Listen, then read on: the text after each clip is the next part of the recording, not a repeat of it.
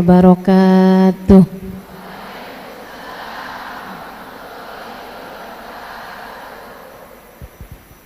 Alhamdulillah, wassalatu wassalamu ala Rasulillah Muhammad ibn Abdillah wa ala alihi wa sahbihi wa man walah.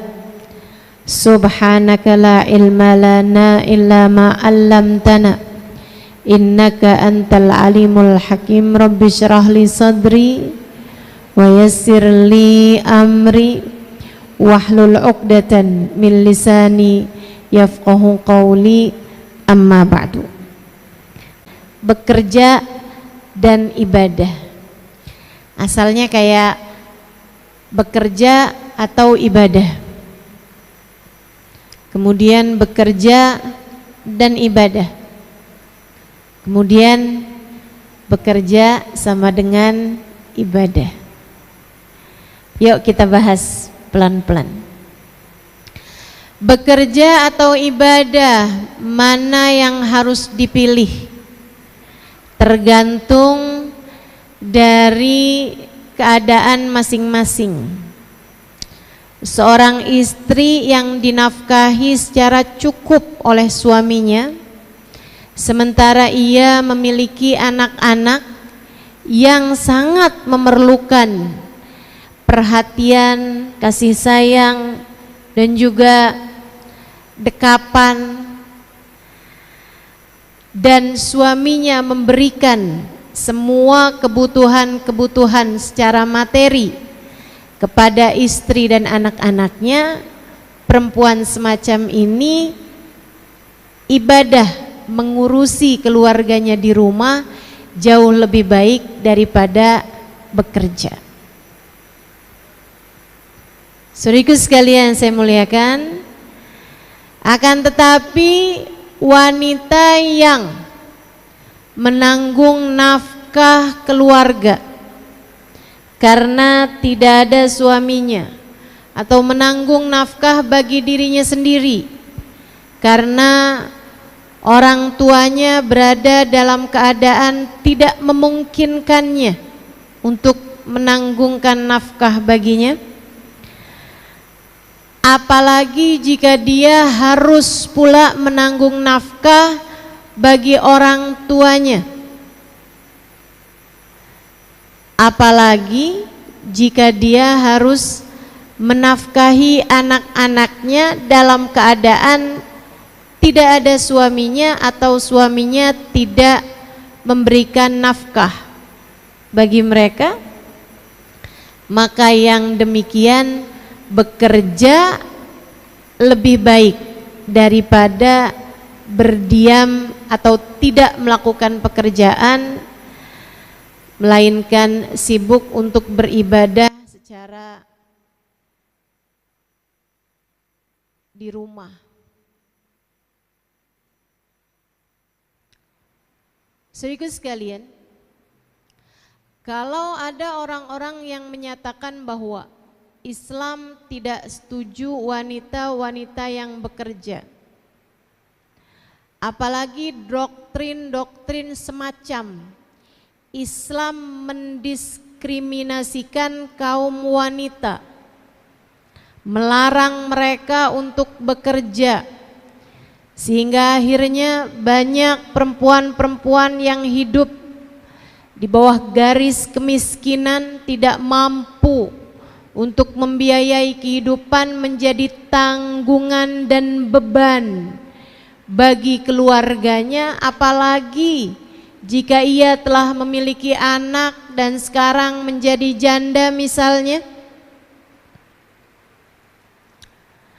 Ucapan-ucapan yang seperti itu sangat tidak bertanggung jawab, apalagi mengingat bahwa wanita solehah yang menjadi pilar agama ini, bahkan yang ditakdirkan Allah sebagai orang pertama yang masuk ke dalam agama Islam, yaitu Sayyidah Khadijah bintu Khuwailid, istri baginda kita Nabi besar Muhammad sallallahu alaihi wasallam, adalah seorang wanita yang bekerja. Jangan lupa itu. Sayyidah Khadijah, suri tauladan kita. Sayyidah Khadijah, Ummul Mukminin, ibu bagi semua orang yang beriman. Sayyidah Khadijah Al-Kubra, wanita agung, wanita besar, yang bahkan Nabi Muhammad menyampaikan tentangnya, walladzi ba'atsani bil haqqi nabiyya ma abdalani Allahu ta'ala bi khairin minha innaha amanat bihina kafara biyan nas wa a'tatni min maliha hina haramani nas wa razaqani minhal aulad duna ghairiha. Sungguh demi Allah, Allah tidak pernah menggantikan untukku wanita yang lebih baik daripada Khadijah. Ia adalah seorang perempuan yang beriman padaku di saat belum ada sesiapapun yang beriman. Dia adalah seorang yang memberikan hartanya padaku di saat belum ada sesiapapun mau mendukungku dengan hartanya.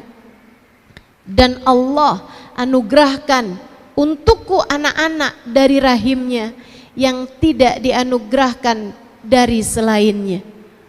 Wanita ini yang tak tergantikan di hati Nabi Muhammad ini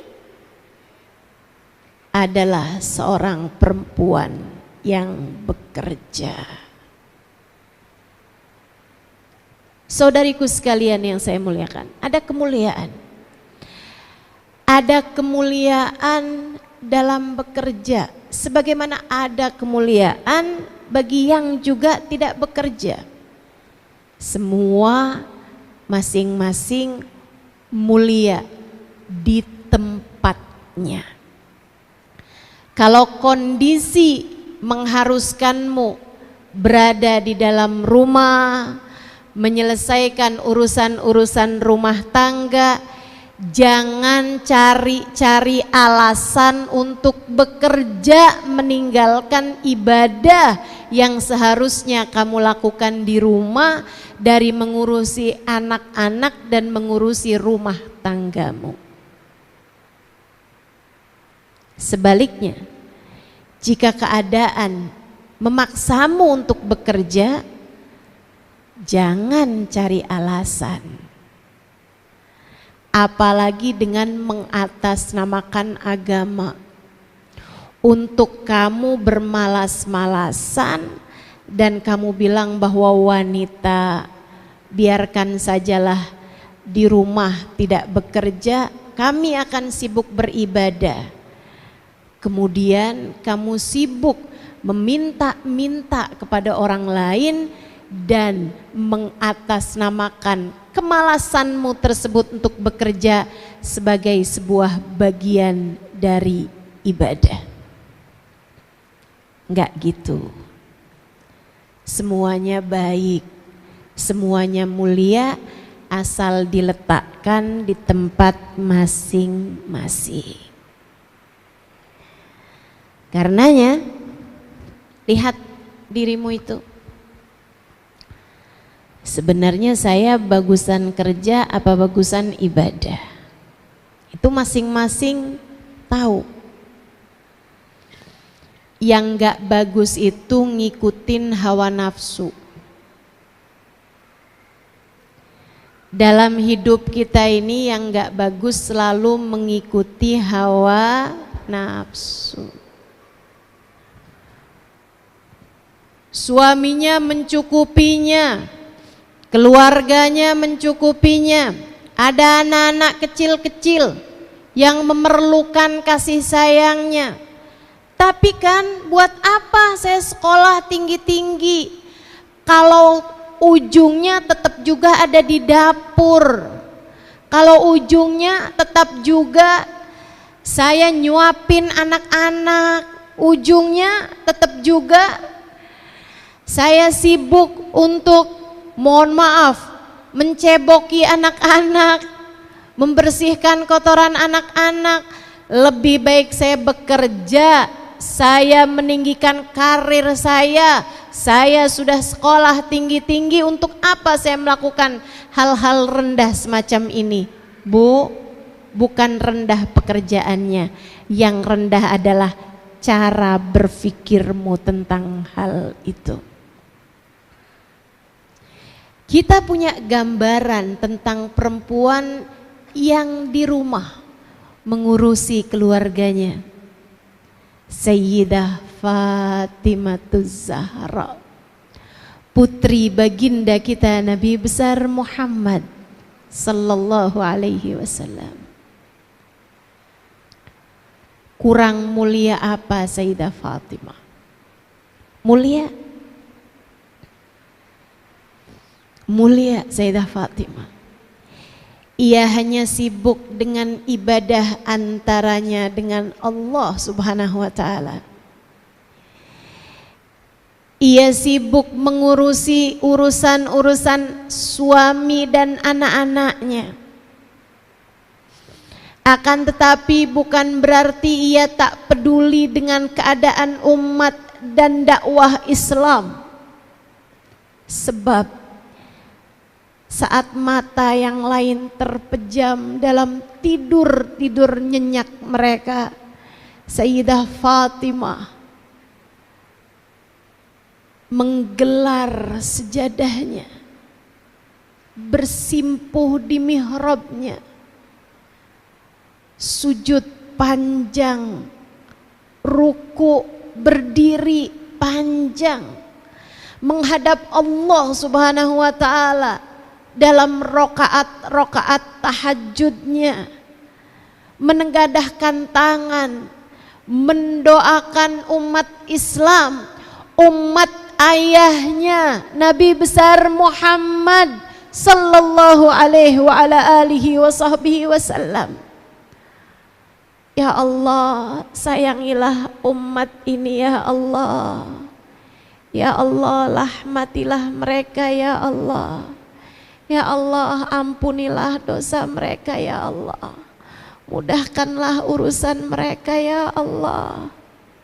Ya Allah. Ya Allah. Ada kemuliaan bagi wanita yang sibuk beribadah. Ada kemuliaan bagi wanita yang sibuk bekerja, jika keduanya tidak mengikuti hawa nafsu. Ada kemuliaan pada wanita yang berdiam diri dalam rumah beribadah. Ada kemuliaan bagi wanita yang keluar rumah untuk bekerja.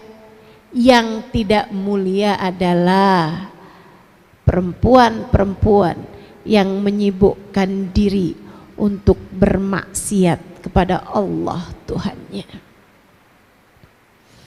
Yang enggak mulia adalah perempuan-perempuan yang sibuk menghias-hiasi dirinya untuk berusaha mendapatkan simpati dan empati dari lawan jenisnya, yang bahkan kadang-kadang gak peduli apakah laki-laki tersebut sudah beristri ataupun belum.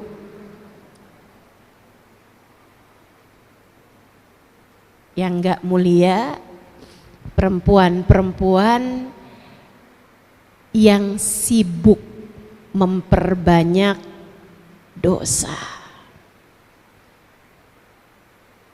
Semuanya baik selagi kamu tempatkan diri sesuai dengan porsinya.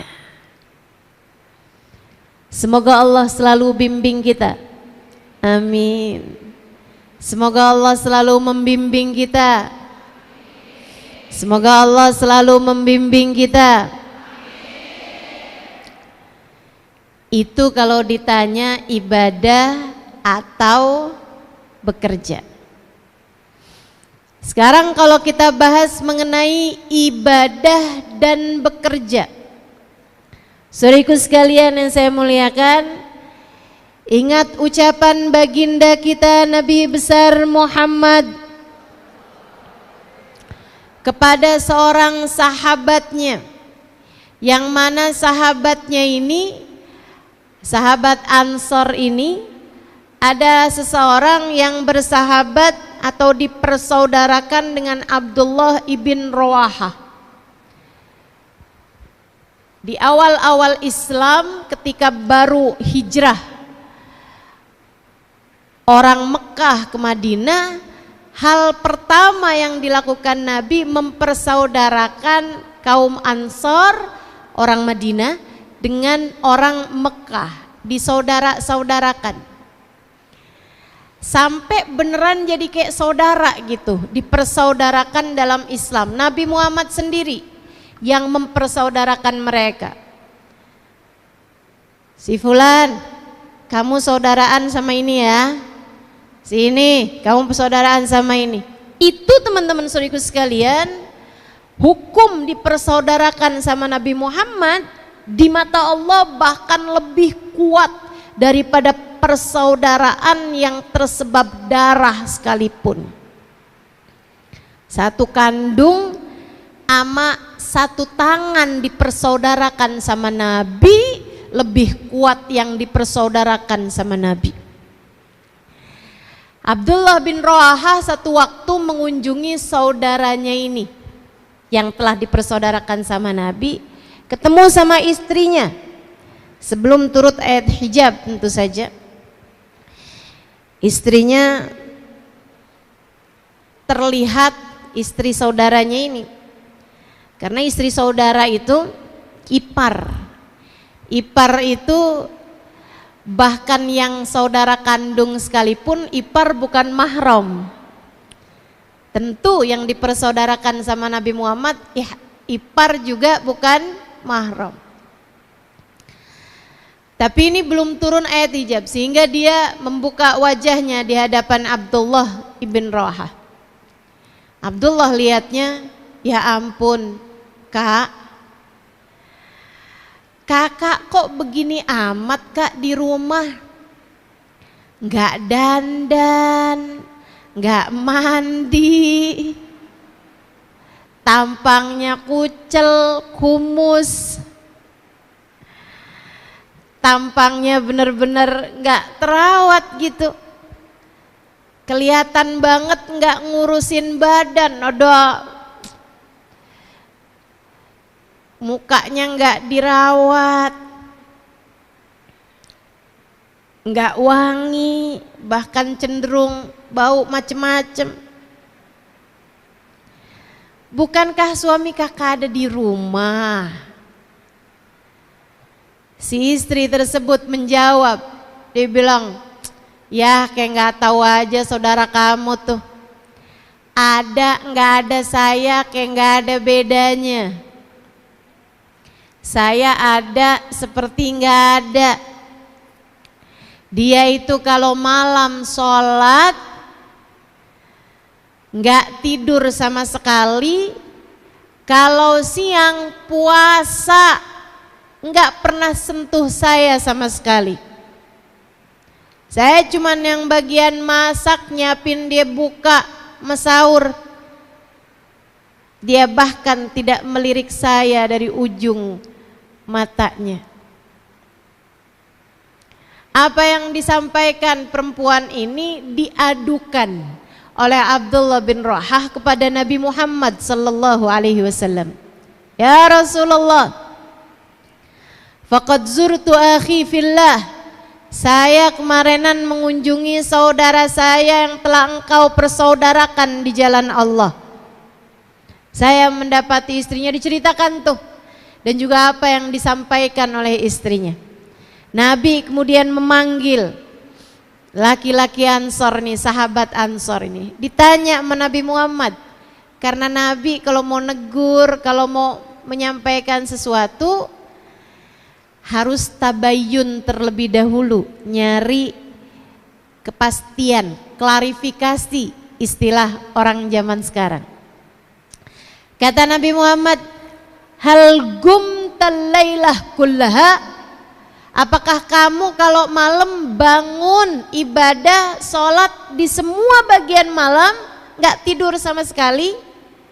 Dia menjawab, bala ya Rasulullah, betul wahai Rasulullah, saya kalau malam gak tidur sama sekali, saya sholat sepanjang malam wahai Rasul. Bangga. Kata Nabi Muhammad, hal sumtan nahar kullah, apakah kamu tiap siang puasa sepanjang tahun? Bala ya Rasulullah, betul wahai Rasul, saya puasa sepanjang tahun. Enggak puasa cuman kok lebaran sama hari tasyrik doang. Bangga. Disebutkan hal itu di hadapan Nabi. Nabi sudah klarifikasi kebenaran ucapan Abdullah bin Rawahah sekaligus kebenaran ucapan istrinya. Apakah kamu tidak pernah mendatangi istrimu? Tidak wahai Rasulullah. Enggak pernah berhubungan intim sama istrinya lagi sejak mulai mengenal Islam.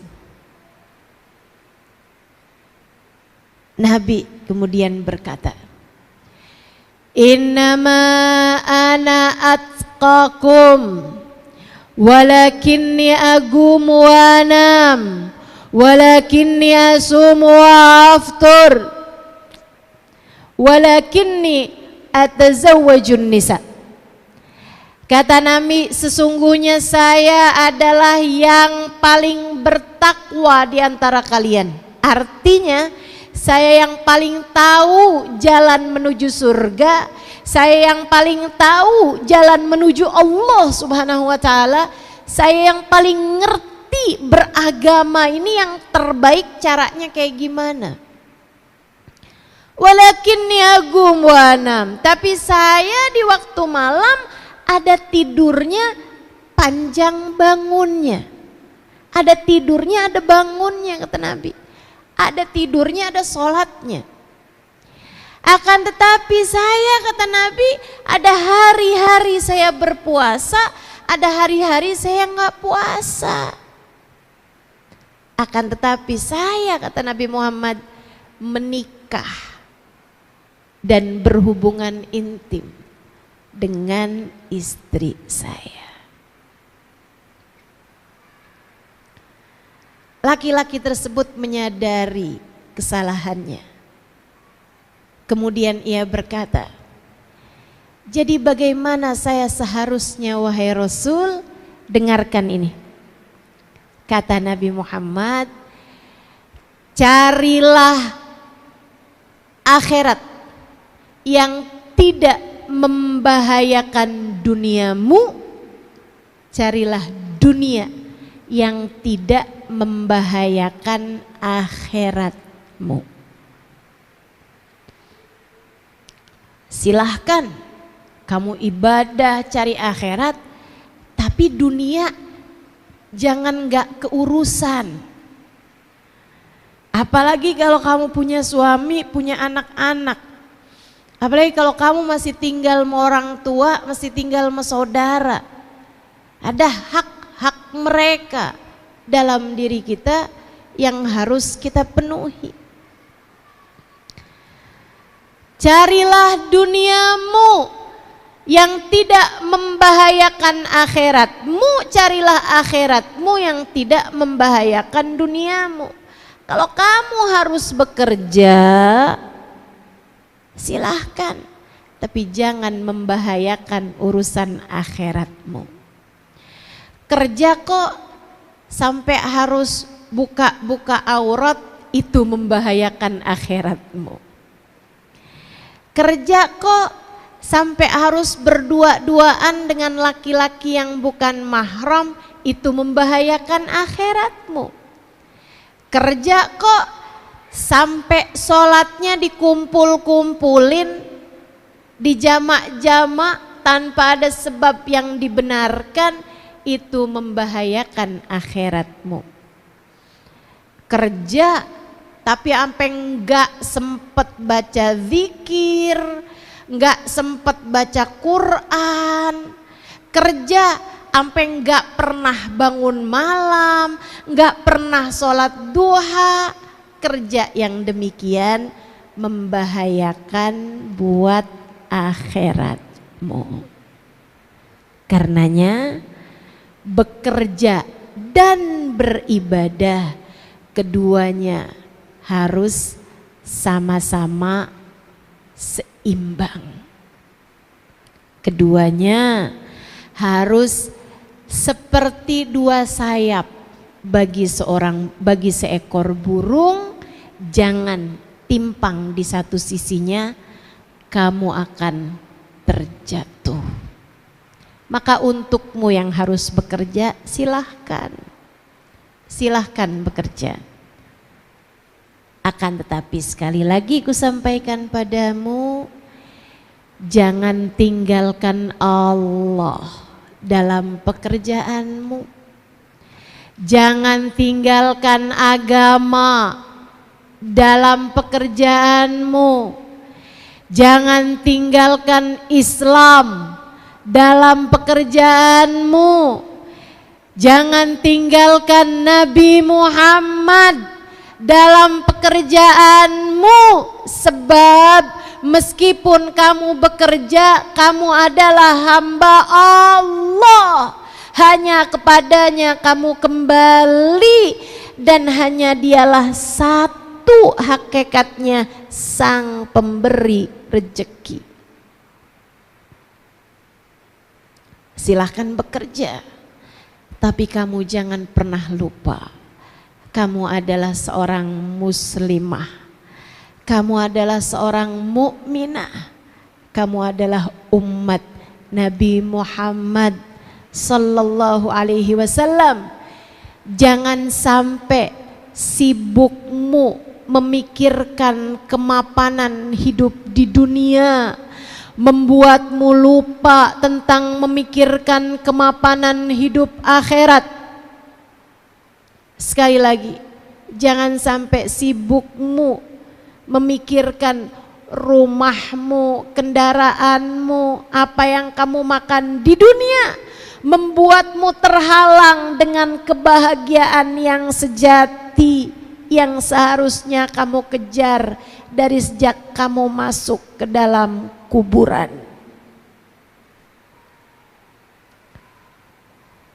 Jangan sampai sibuk mencari bahagia dunia membuatmu lupa dengan kebahagiaan panjang di akhirat nanti.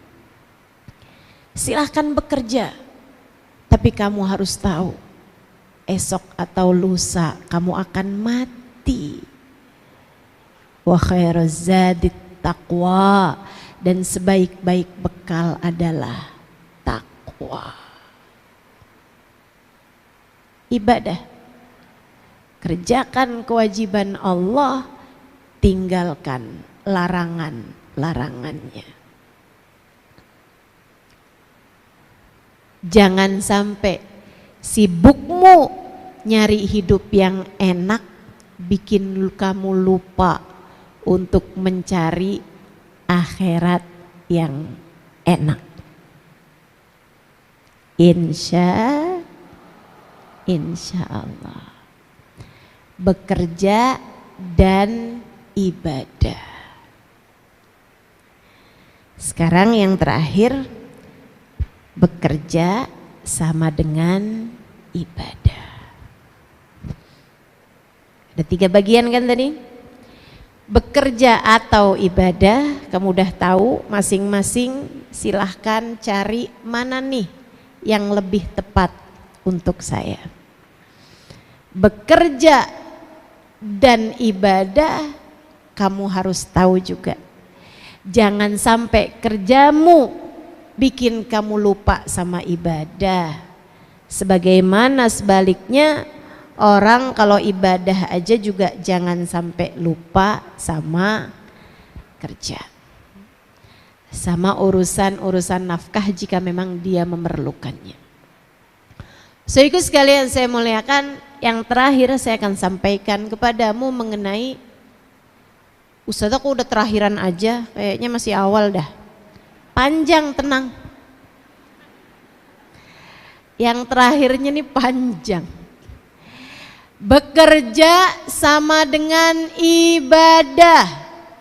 Dengarkan saya ingin mengajarkan padamu agar setiap lelahmu dalam bekerja bernilai pahala di sisinya.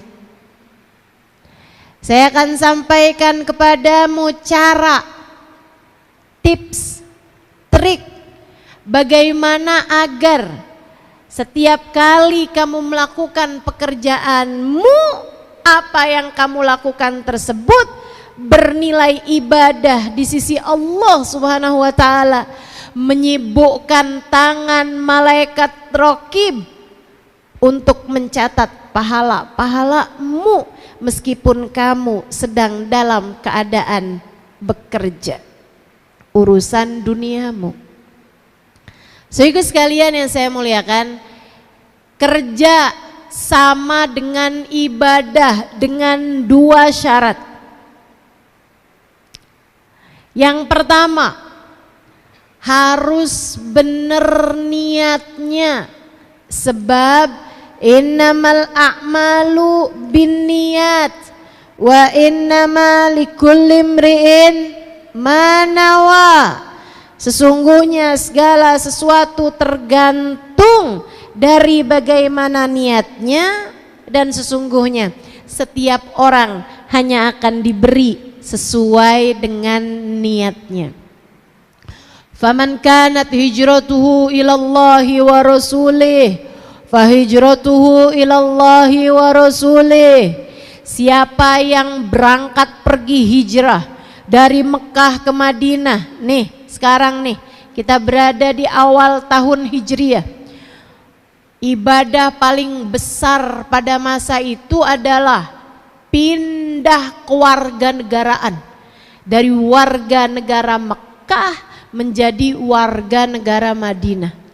Ninggalin rumah, ninggalin tetangga, ninggalin pekerjaan, ninggalin toko, ninggalin kaum kerabat yang tidak beriman, bahkan meninggalkan pasangan jika tidak seiman. Mereka tinggalkan kota-kota mereka Mekah, berangkat bergerak menuju Madinah. Ibadah apa yang lebih besar daripada itu, saudaraku sekalian?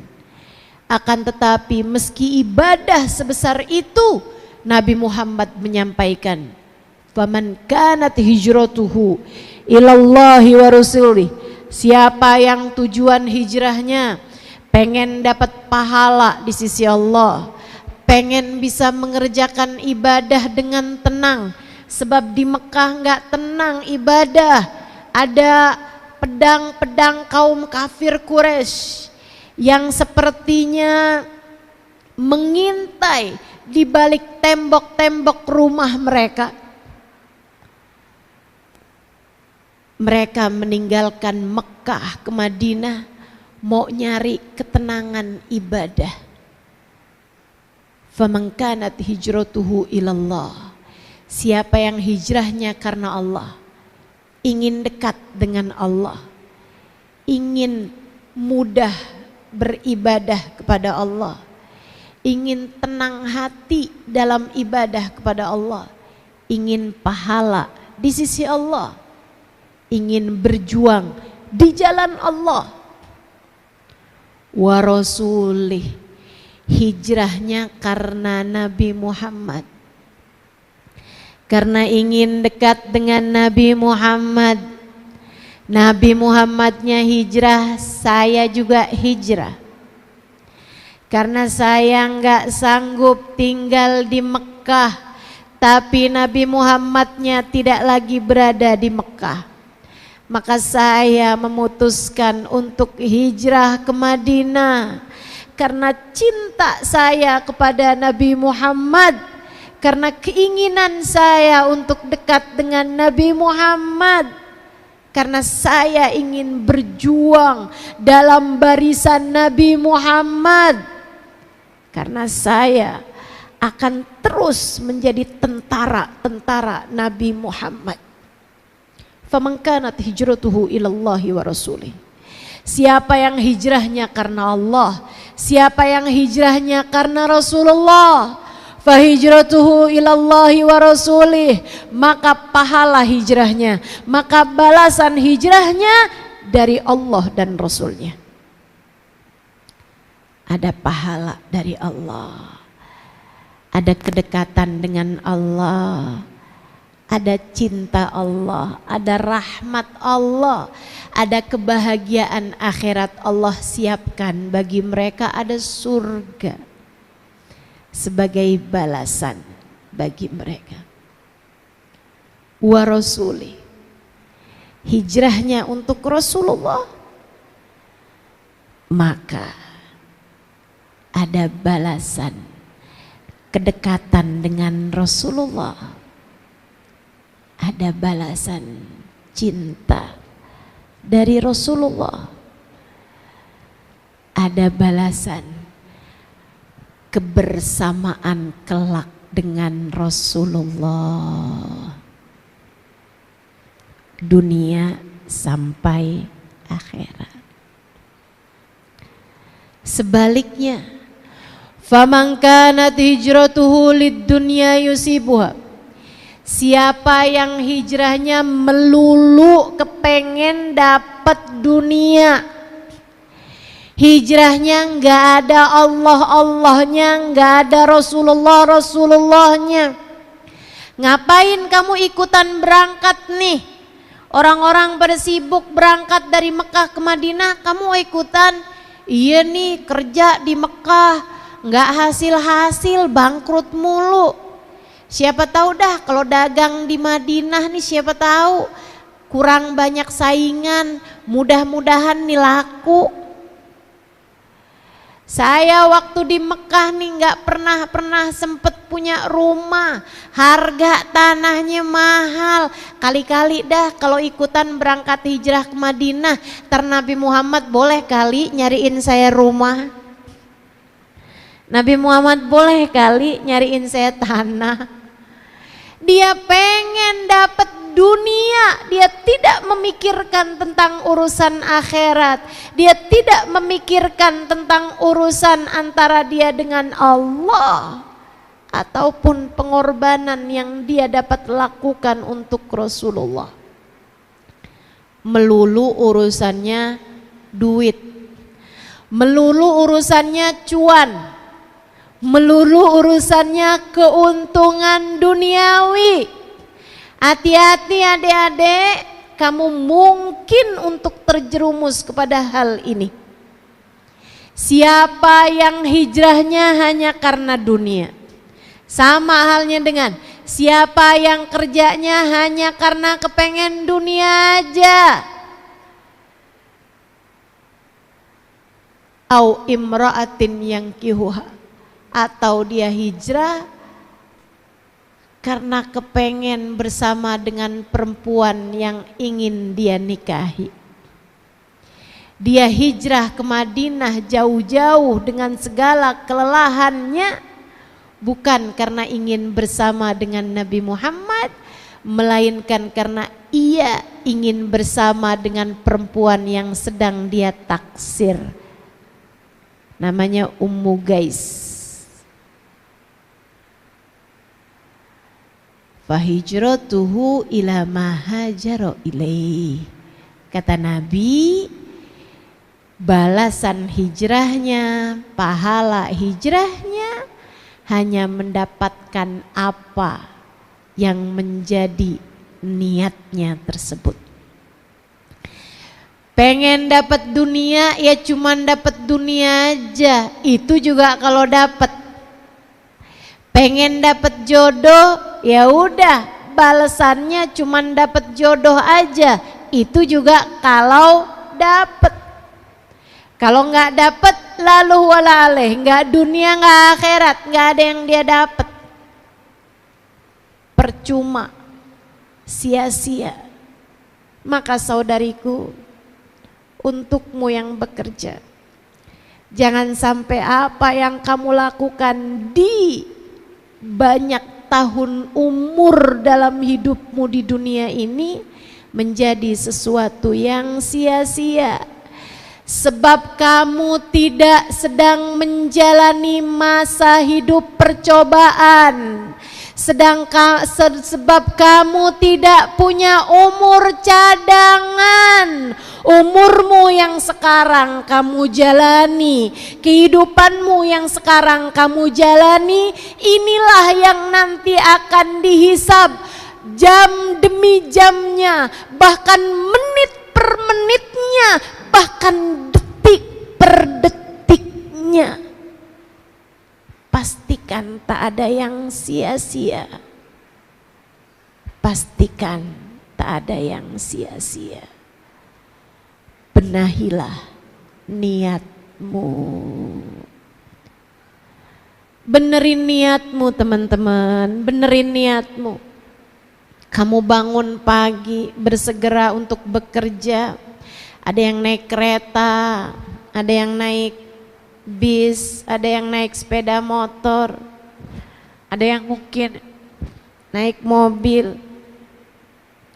Kamu sibuk, berapa jam dari waktumu yang kamu gunakan untuk bekerja? Dan alangkah sedihnya jika saat kamu menghadap Allah Subhanahu wa ta'ala, kamu ternyata tidak membawa bekal yang cukup untuk menghadap kepadanya. Karena begitu panjang waktumu untuk bekerja yang tidak bernilai ibadah.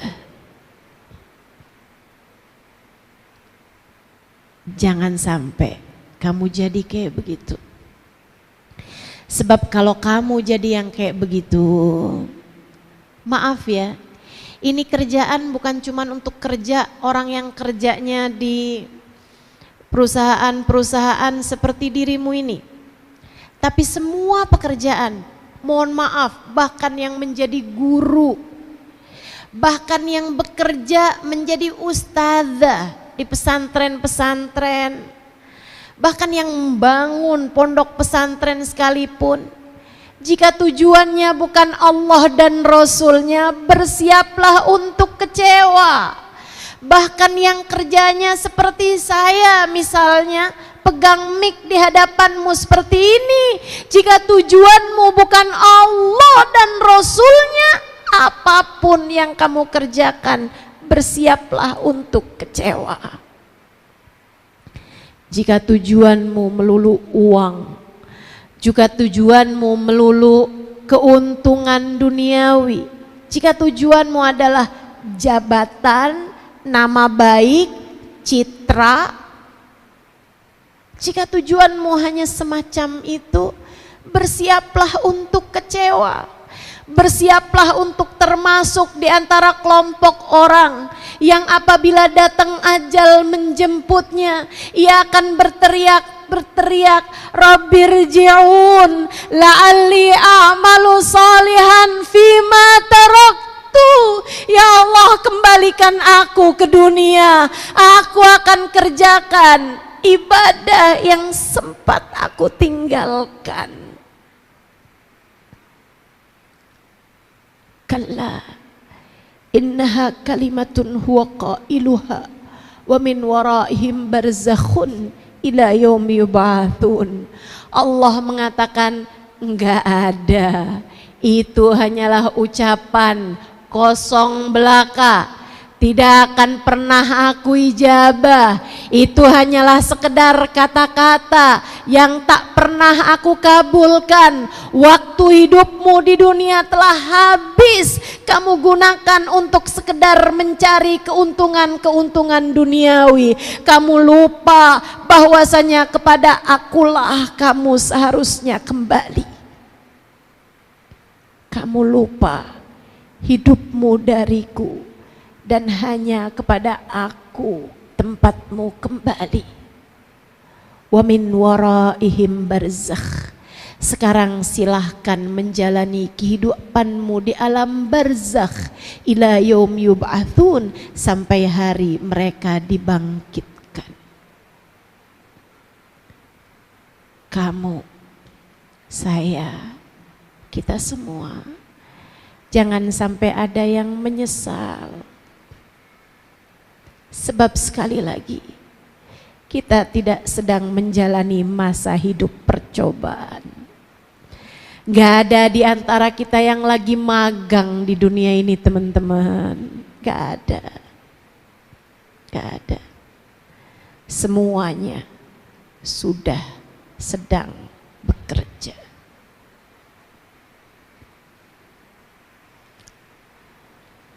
Niatnya benerin. Niatnya benerin. Niatnya buat apa, Ustazah? 1, niat nyari rezeki yang halal.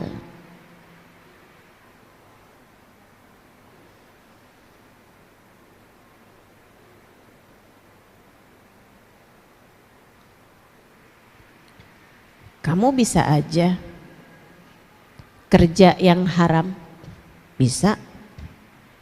Kita semua bisa kerja yang haram. Deketin laki-laki berduit, modalnya palingan lipstick, make up, baju seksi, murah modalnya. Agak mahalan dikit mungkin operasi plastik, naikin hidung biar nggak mancung ke dalam.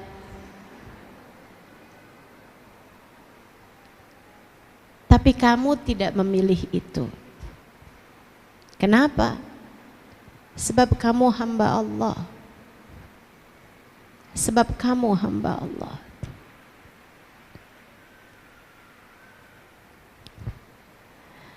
Atyab ma ya'kuluhul insan min kasbiyadih.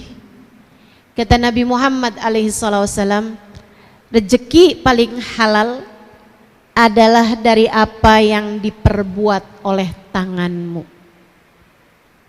Hasil kerjamu, upah dari pekerjaanmu, bayaran atas apa yang telah kamu lakukan dengan tanganmu.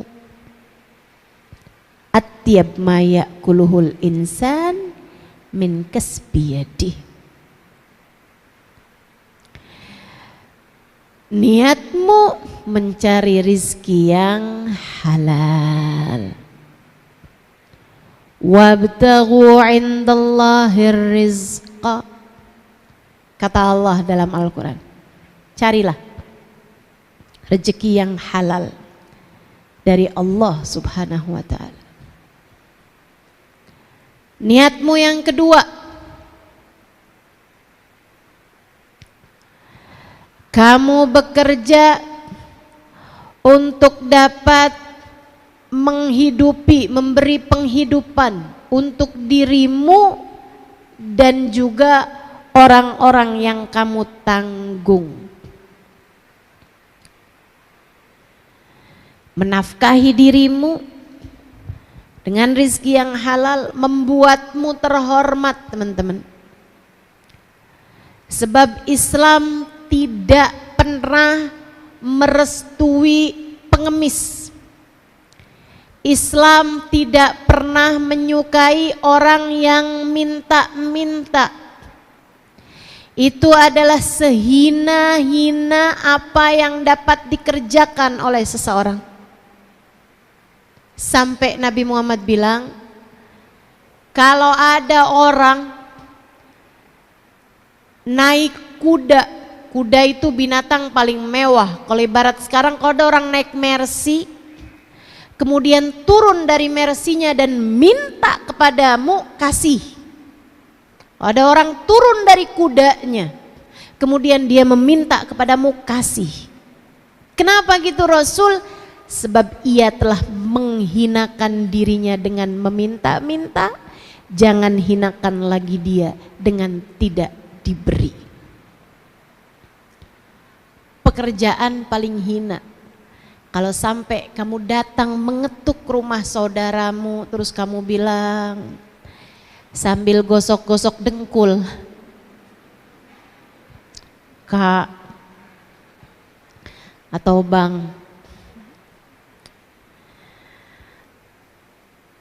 uang SPP sekolah naik, atau beras di rumah udah hampir habis. Maka kamu bekerja agar tidak meminta-minta. Kamu niat untuk itu. Niat menjadi afif, niat menjadi aziz, niat menjadi seorang yang memiliki harga diri, sebab meminta-minta adalah sehina-hina pekerjaan, sebab meminta-minta adalah pekerjaan seseorang yang tidak punya harga diri. Nabi satu waktu melihat seseorang minta-minta di masjid. Panggil Nabi Muhammad, Ta'al, Ta'al. Kamu punya apa di rumah? Gak punya apa-apa saya Rasul, beneran saya gak punya apa-apa. Makanya saya minta-minta Rasul, karena saya gak punya apa-apa di rumah Rasul. Dan jujur, dia jujur. Tapi Nabi kembali mengulang, ya coba diingat-ingat, kamu punya apa di rumah? Maksudnya dia nggak punya uang, maksudnya dia nggak punya barang-barang mewah. Tapi Nabi ingin membuat dia ingat barang apa yang lebih dari kebutuhan dia gitu. Terus dia bilang, saya Rasul punya mathar, tempat wudhu. Dan saya juga Rasul punya piring tempat makan lebih, misalnya kayak dia mestinya cukup dengan satu tapi ini punya dua gitu, atau dia perlunya dua punya tiga gitu. Kata Nabi Muhammad, bi'huma, jual keduanya, jual. Dia pun jual dua barang tersebut, mungkin kayak sekarang laku 20.000 gitu misal. Dia bawa tuh uang 20.000 ke hadapan Nabi Muhammad. Rasul, udah saya jual tuh barang, ini uangnya ya Rasulullah. Kata Nabi Muhammad, ihtatib, kamu cari kayu, kemudian kamu jual sebagai kayu bakar, atau kamu belah-belah batu, kemudian kamu jual kepada orang yang sedang mengerjakan bangunan. Jangan minta-minta kepada siapapun. Lebih baik kamu bekerja. Jika kamu tetap memutuskan meminta, ya'tilak nuktah sauda, maka kamu di akhirat nanti akan membawa satu titik hitam di wajahmu setiap kali kamu meminta. Bayangkan, tiap minta ada satu titik hitam di wajah kita di akhirat nanti. Gimana kalau kamu kerjaannya minta-minta? Karenanya niatkan kamu kerja, satu, buat nyari rezeki yang halal. Yang kedua, biar kamu dapat menafkahi dirimu dan menafkahi diri orang-orang yang kamu tanggung nafkahnya, sehingga kalian semua tidak menjadi orang yang minta-minta. Niatnya yang bagus. Niat yang ketiga, al-mu'minul qawi khairun minal mu'minid dhaif. Kata Nabi Muhammad, orang mukmin yang kuat lebih Allah sukai daripada orang mukmin yang lemah. Orang Islam yang kuat. Kuat bukan maksudnya kekuatan badan, kamu kalau lomba tarik tambang kamu menang, bukan. Akan tapi kuat secara pemikiran, kuat secara ilmu, kuat secara materi. Itu lebih Allah sukai daripada orang mukmin yang lemah. Salah satu dari kekuatan kita tentu saja adalah materi yang mencukupi. Teman-teman saudaraku sekalian, jangan tinggalkan anak-anakmu dalam keadaan lemah, miskin, jangan. Jangan juga biarkan dirimu hidup di bawah garis kemiskinan, karena itu Islam ada syariat untuk zakat. Zakat itu tidak hanya diberikan kepada fuqara yang memang sangat-sangat miskin, tapi diberikan juga kepada masakin, orang yang miskin aja. Kalau fakir tuh orang miskin banget. Itu dua-duanya harus sama-sama diberi. Kalau orang yang miskin banget dikasih zakat, tujuannya biar dia naik jadi miskin aja, enggak miskin banget. Kalau orang miskin aja tetap dikasih zakat, tujuannya biar apa? Biar dia naik dari garis kemiskinan menuju kepada kecukupan. Bagaimanapun orang mukmin yang kuat secara ekonominya lebih baik, sebab dia dapat membantu yang lemah. Itu sebabnya saya minta kamu semuanya ketika bekerja juga meniatkan sebagian dari upah kerjamu, walaupun sangat sedikit nggak apa-apa, walaupun sangat sedikit nggak apa-apa, tapi biarkan tetap ada untuk sedekah,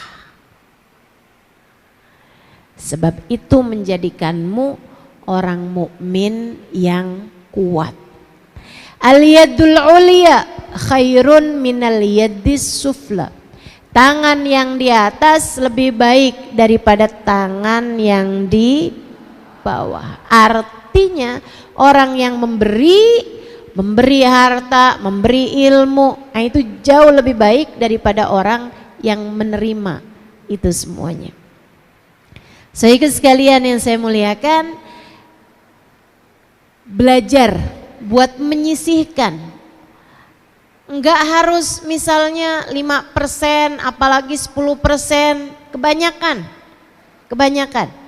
Mulai aja dari seukuran zakat 2,5% dari apa yang kamu jadi uang gajimu itu, sebagiannya kamu pakai untuk bersedekah. Begitu. Insya Allah. Saya niat kerja saya ini biar saya bisa bantu orang. Saya niat dengan kerja saya ini saya bisa jadi bantu anak-anak saya untuk sekolah di sekolah yang bagus, untuk pondok pesantren, untuk bisa bayar sama guru-gurunya, untuk bisa beliin kitabnya, untuk bisa beliin keperluan-keperluannya.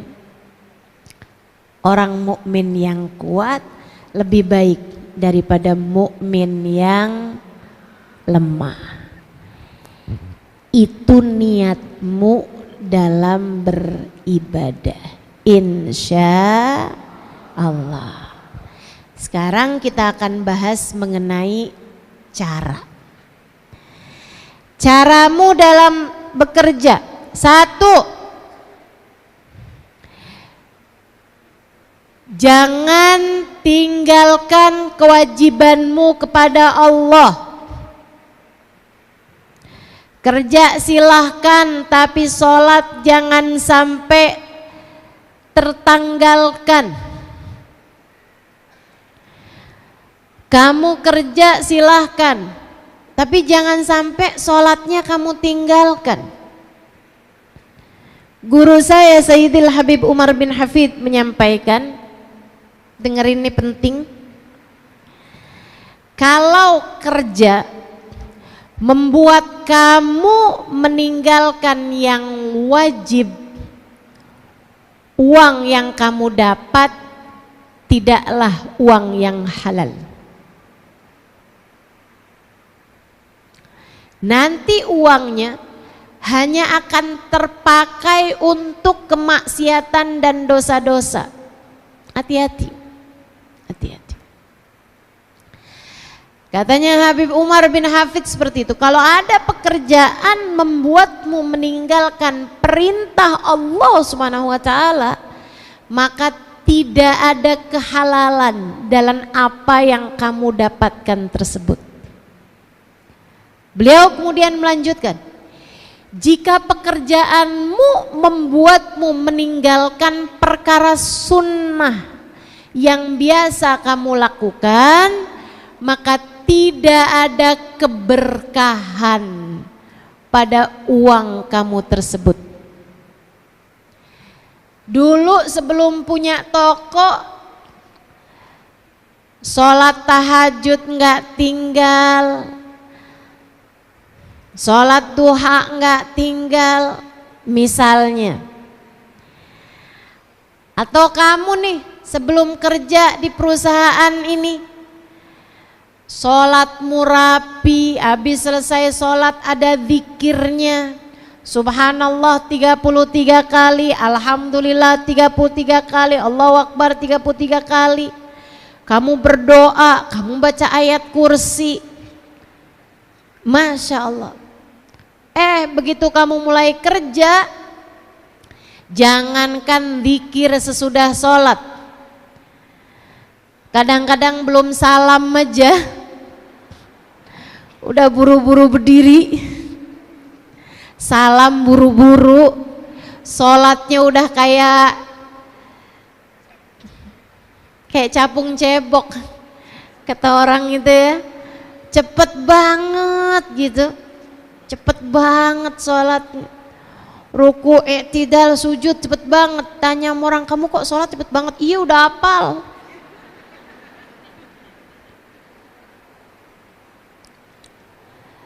Kamu begitu takut sama bos duniamu hingga kamu melupakan bos yang sesungguhnya. Kamu begitu takut dengan atasanmu di dunia hingga kamu lupa kepada atasanmu yang sesungguhnya. Kamu begitu takut sama pemilik perusahaanmu. Kamu takut diberhentikan dari pekerjaan, membuatmu tidak takut diberhentikan, diusir dari rahmat pemilik dunia dan seisinya. Hati-hati, hati-hati. Yuk belajar, kerja, tahajud jangan tinggal. Kerja, duha jangan tinggal. Kerja silahkan kerja, zikir-zikirmu jangan tinggal. Kerja boleh aja, sholawatanmu semestinya juga jalan terus, insya Allah. Jelas?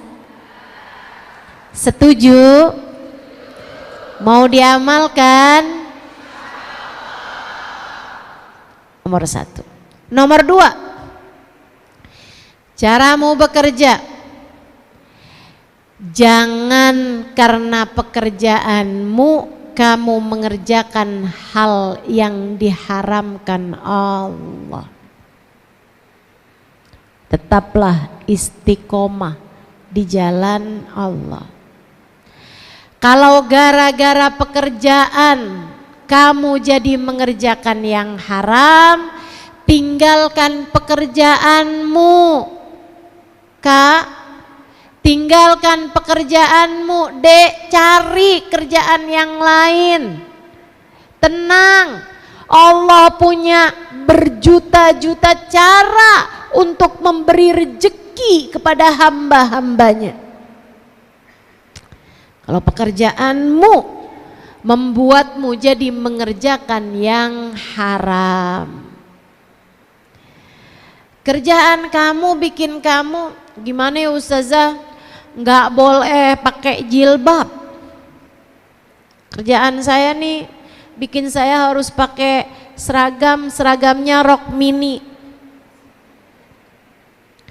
Saya udah bilang, tapi nggak di approve juga, nggak disetujui juga. Ya udahlah Ustazah, habisnya gimana ya? Susah sih, biar aja dah. Lagian juga saya mah badannya juga kurang seksi Ustazah, kayaknya nggak ada yang naksir juga sama saya. Nggak gitu. Urusannya bukan antaramu sama orang, urusannya antaramu sama Allah subhanahu wa ta'ala jalla jalaluhu wa ta'ala azamatuh. Jangan sampai karena pekerjaanmu kamu mengerjakan hal-hal yang diharamkan Allah. Jangan. Ustazah, saya ini kan bagian pembukuan. Itu sering banget dah Ustazah diminta buat nulisin anggaran yang sebenarnya nggak ada, fiktif gitu Ustazah. Gimana ya Ustazah? Kalau nggak nurut ntar saya dikeluarin. Kalau saya nurut kan haram ya Ustazah. Itu nanti biasanya Ustazah saya tuh juga dikasih bonus. Sayang nggak sih sama bonusnya? Jangan tertarik sama yang haram. Ketika Allah melihat dirimu tertarik pada yang haram, Allah akan mencabut darimu keberkahan dari yang halal. Allah akan mencabut darimu kenikmatan dari yang halal. Jangan teman-teman, jangan tertarik sama yang haram. Jangan tertarik sama yang haram. Yuk jagain, yuk hati-hati. Yang benar kerjanya, yang benar. Cukup aturan Allah harus di atas aturan siapapun. Aturan Allah harus di atas aturan siapapun. Saya mau cerita nih. Ada ceritanya orang yang kerja di bar. Namanya apa tuh? Yang ya bartender yang ngeracik minuman haram ya, minuman beralkohol diracik-racik. Kerja di Mesir, di sebuah hotel di Mesir, sebuah hotel bintang 5 di Mesir. Ada barnya, dia kerja di situ, dia sholat, dan dia bahkan nggak minum minuman keras tersebut, dia nggak minum. Cuman dia memang bisa gitu ngerjain itu semuanya. Jadi dia hari-hari kerjaannya gitu. Kemudian di hotel tersebut juga ada banyak hal-hal haram lainnya.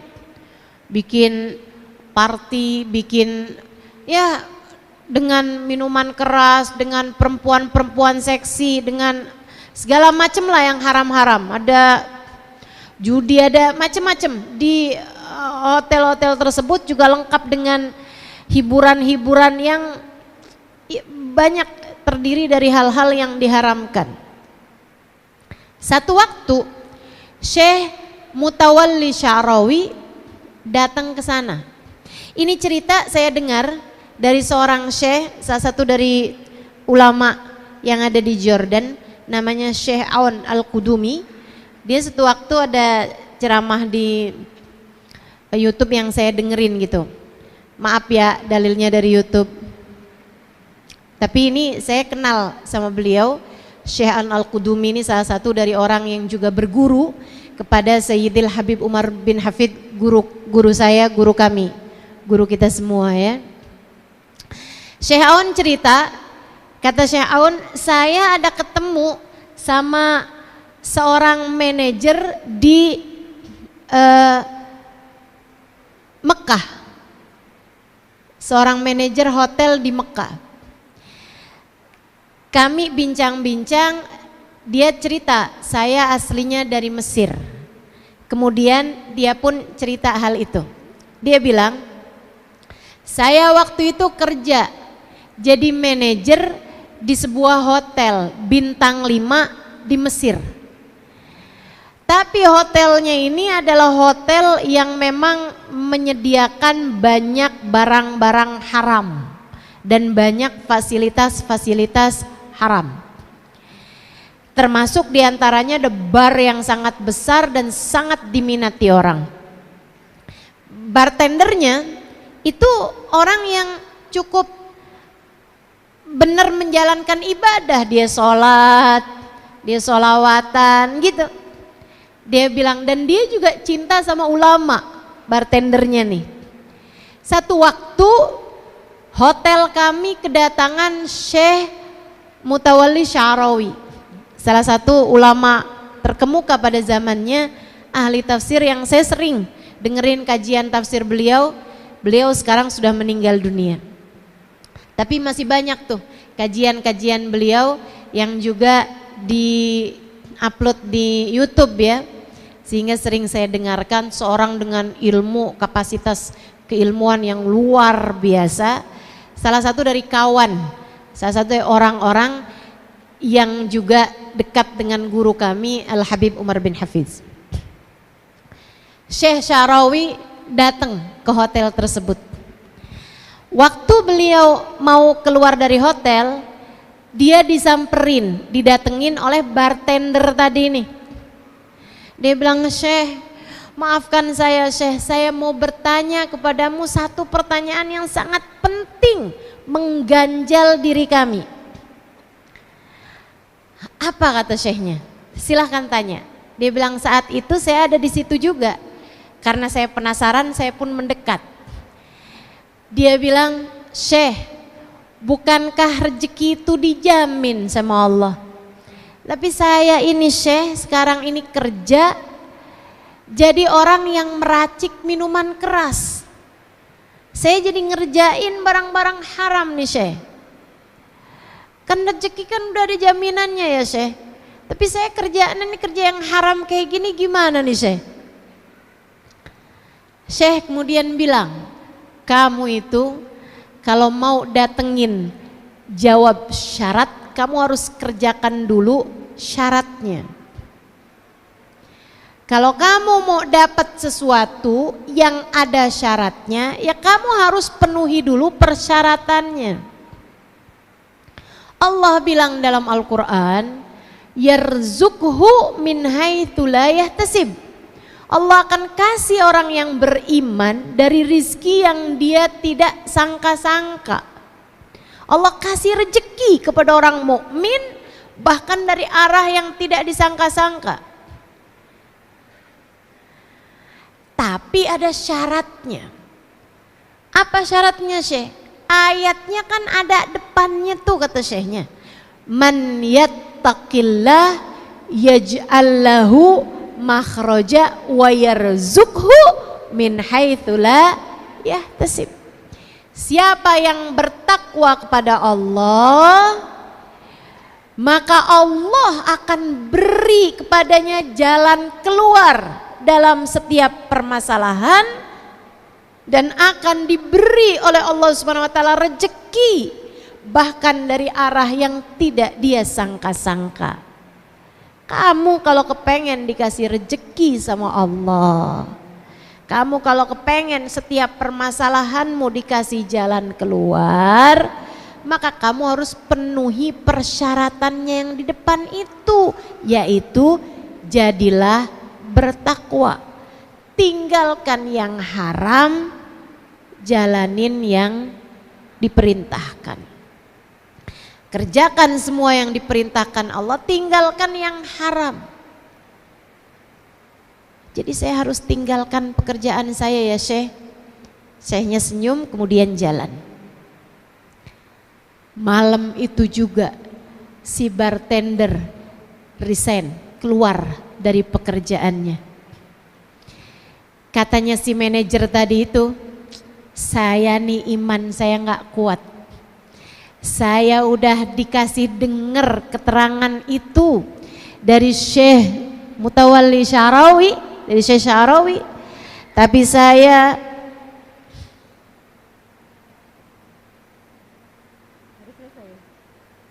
baik, saya akan cepetin. Tapi saya nih katanya hati saya belum kuat juga ngerjainnya. Jadi akhirnya saya kemudian tungguin. Dia bilang, saya tungguin aja. Saya tungguin sampai saya juga nggak enak hati gitu juga. Akhirnya saya mulain tuh lamar-lamar pekerjaan-pekerjaan, nggak ada yang hasil. Dia bilang 3 bulan kemudian bartender temen saya itu, dia bilang datang ke hotel dengan bawa mobil. Saya tanya sama dia, itu mobil siapa, mobil atasan kamu? Dia bilang enggak, mobil saya. Dia bilang sesudah saya kerjakan apa yang Syekh Sya'rawi sampaikan, Allah gantikan pekerjaan haram saya dengan pekerjaan halal yang jauh lebih berkah, sampai saya akhirnya bisa kebeli mobil.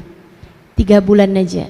Dia bilang hari itu juga saya resign dari pekerjaan saya, baru sesudah itu saya lamar-lamar pekerjaan, subhanallah saya dapatnya hotel yang tepat berada di depan Masjidil Haram, sehingga memungkinkan saya untuk berulang-ulang kali berangkat menuju kepada umroh ataupun sholat di Masjidil Haram.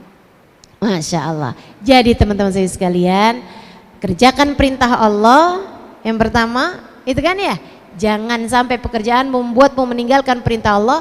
Kemudian jalani, itu tadi, tinggalkan apa yang diharamkan oleh Allah Subhanahu wa Ta'ala. Yang keduanya, kemudian yang terakhirnya, tetaplah berada dalam jalan cinta. Tetaplah sayangi umat Islam, bekerjalah dengan sepenuh cinta, bekerjalah dengan sepenuh cinta. Jangan sampai kamu celakain orang, jangan sampai kamu nggak senang sama si ini, jangan sampai kamu kemudian hasut sama si fulan karena dia kerjaannya lebih bagus darimu dan seterusnya. Hal-hal yang semacam itu dapat menjadikan pekerjaan yang semestinya kamu dapat dengan cara yang berkah, uangmu berkah, bernilai ibadah pekerjaanmu, akhirnya jadi menggugurkan apa yang sudah, pahala yang sudah kamu dapatkan karena kamu nggak sayang sama teman-teman kamu yang dalam pekerjaan, atau membuatmu jadi kehilangan kasih sayang kepada orang-orang yang ada di sekitarmu. Kalau kamu punya anak, jangan sampai pekerjaanmu membuatmu kehilangan kasih sayang kepada anak-anakmu. Kalau kamu punya suami, jangan sampai pekerjaanmu membuatmu kehilangan kasih sayang kepada suamimu. Kalau kamu masih pada punya orang tua, jangan sampai pekerjaanmu membuatmu kehilangan kasih sayang kepada orang tuamu. Tetaplah berada dalam jalan cinta. Jaga hatimu, tetap biarkan ia hidup dengan kasih sayang, dengan cinta dan dengan kasih sayang. Insya Allah jika hal-hal tersebut dapat kamu laksanakan, saya doakan mudah-mudahan Allah Subhanahu wa Ta'ala senantiasa membimbing langkah kehidupanmu, menjadikan ibadahmu adalah dengan bekerja, dan bekerja sebagai salah satu bagian dari ibadahmu kepada Allah Subhanahu wa Ta'ala. Bekerjamu bernilai ibadah dan ibadahmu diterima oleh Allah Subhanahu wa taala dan dijadikan salah satunya adalah lewat bekerja. Rabbana zalamna anfusana wa illam taghfir lana wa tarhamna lanakunanna minal khasirin. Rabbana atina fid dunya hasanah wa fil akhirati hasanah wa qina adzabannar bi fadli subhana rabbika rabbil izzati amma yasifun wa salamun alal mursalin walhamdulillahi rabbil alamin. Semoga senantiasa berkah, semoga senantiasa dalam rahmat ridha Allah Subhanahu wa taala. Ala hadhihi niyah wa bikulli niyatin salihah. Semoga apa yang sudah saya sampaikan menjadi ilmu yang bermanfaat. Wal afu minkum. Wassalamualaikum warahmatullahi wabarakatuh.